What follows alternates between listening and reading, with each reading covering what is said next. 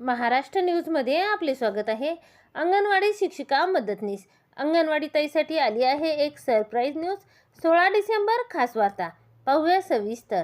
तत्पूर्वी चॅनलवर नवीन आहात तर चॅनलला सबस्क्राइब करा व पुढील बेल आयकॉनवर क्लिक करा।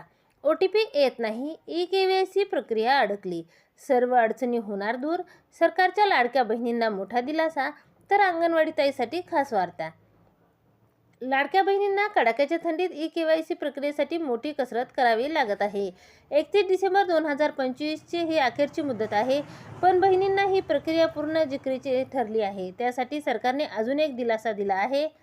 KYC साठी लाडक्या बहिणीच्या मदतीला आता अंगणवाडी शिक्षिका येणार आहेत। लाडकी बहीण योजनेच्या लाभार्थ्यांना दिलासा देणारी पावले शासनाने उचलली आहेत। योजनेची ई-KYC ची मुदत 31 डिसेंबर पर्यंत वाढवण्यात आली आहे, पण मोबाईलवर OTP उपलब्ध होण्यात तांत्रिक अडचणी अजूनही आहेत। त्यामुळे आता आवश्यक कागदपत्राची सत्यप्रत अंगणवाडी सेविकांकडे जमा करून ती ई-KYC करता येणार आहे। ई-KYC ची प्रक्रिया अनेक महिलांकडून अपूर्ण राहिल्यामुळे त्यांना योजनेचे प्रत्यक्ष लाभ मिळण्यात अडथळे येत होते।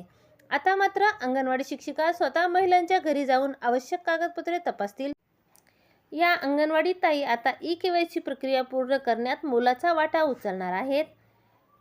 आवश्यक असलेली ओळखपत्रे, आधार संबंधित तपासणी, उत्पन्न प्रमाणपत्र अंगणवाडी सेविका तपासून ही माहिती पोर्टलवर अपलोड करणार आहेत। धन्यवाद।